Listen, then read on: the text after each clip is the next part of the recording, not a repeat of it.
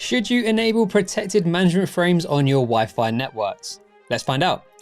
This is a question I get asked a lot. Should we be enabling PMF or MFP, or if you're a super nerd like me, you might even call it 802.11w on our Wi-Fi networks. But what even is PMF? Well, at a high level, it is a Wi-Fi security feature that protects certain management frames from being forged or tampered with, preventing potential attacks that could disrupt or gain unauthorized access to the wireless network. So we are going to be putting that theory to the test today by performing 3 separate tests, as with my wireless controller that I am using, which happens to be the Cisco Meraki dashboard, we have 3 options for this: disabled, required, and enabled. I will explain each option in a bit more detail throughout the video. Oh, and by the way, I probably need to say that this is just for educational purposes, and in my test lab environment, please do not go and try this in a real production network. Let me introduce you to the devices that I will be using to perform these tests. I have my laptop, which is connected to the Meraki dashboard, and the network name that we're going to be using is PMF test, and the first test that we'll be doing is with the protected management frame set to disabled. I then have my iPad, which is the client device which we're going to be using for getting connected or disconnected from the Wi-Fi network. And the device that's going to be performing these attacks is this device here, which is called a Flipper Zero. And then I have my trusty Sidekick 2, which is going to be used to visualize the spectrum and how busy the channel gets when we're running these deauthentication attacks. And I have my Cisco Meraki access point up here on the ceiling. Don't worry, it is on, I just have the LED disabled. My Sidekick 2 is connected to my laptop, and I'm using Ekahau AI Pro software to show me the RF spectrum, and we can see that the SSID is being broadcasted on channel 1 on 2.4 GHz. Let's begin the first test. I've got my Flipper Zero ready to perform the deauthentication attack. My iPad successfully connected to the Wi-Fi network, and the spectrum is currently green, so it means the channel is not particularly utilized.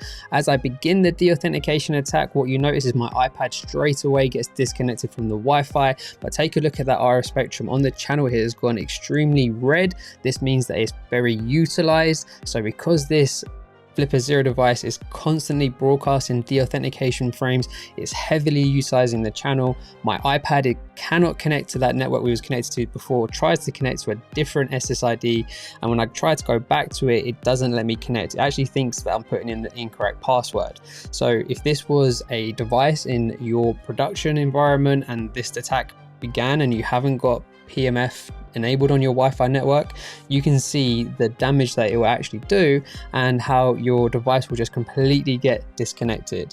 As soon as I stop the deauthentication attack, you notice the spectrum goes from red back to green, and I'm able to get my iPad reconnected to the Wi-Fi network. Scary stuff. That was pretty easy to get my iPad kicked off of my Wi-Fi network and access point.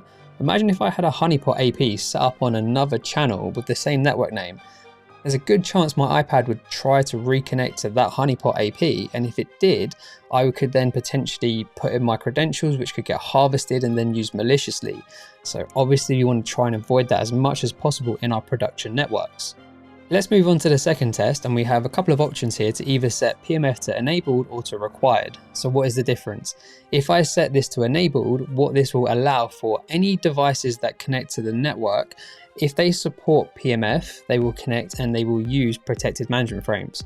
However, if we have devices that come along that don't support PMF, they will also still be able to connect to the network, but they just will not use protected management frames. Required, what that will enable is that every device that connects to this network has to support protected management frames. If a device tries to connect, doesn't support PMF, it will just not be allowed to connect to the network. So let's see what happens when we use enabled for our second round of testing.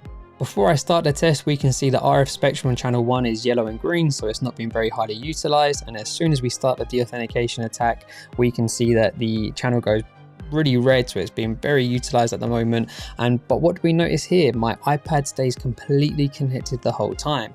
So the deauthentication attack is going on. My iPad is connected to the Wi-Fi network. It has not been deauthenticated. This is because protected management frame set to enabled, my iPad supports it, and it stays connected to the Wi-Fi. Phew, that was much better, right? My iPad didn't get disconnected or deauthenticated during the attack. But remember, my iPad does support PMF, and with this configuration option set to enabled, if we had devices connected that didn't support PMF, they would have still got deauthenticated and disconnected just like my iPad in the previous test. So something to bear in mind. So let's start our third and final test, where we'll be setting PMF to required on our network in the Meraki dashboard.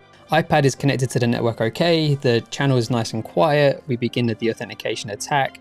iPad stays connected to the Wi-Fi network, no problem at all. We can see the channel gets very busy, it's gone very dark red, highly utilized, but throughout the duration of the deauthentication attack, my iPad stays connected to the Wi-Fi network, probably as expected, but good to test anyway. So that's the end of our 3 tests of testing out protected management frames with different settings for our Wi-Fi networks. In conclusion then, we probably should be enabling PMF on our Wi-Fi networks, but do make sure you test in your real Wi-Fi networks with your client devices, because you could potentially run into some client compatibility issues. So I hope you enjoyed the video, and I'll see you on the next one.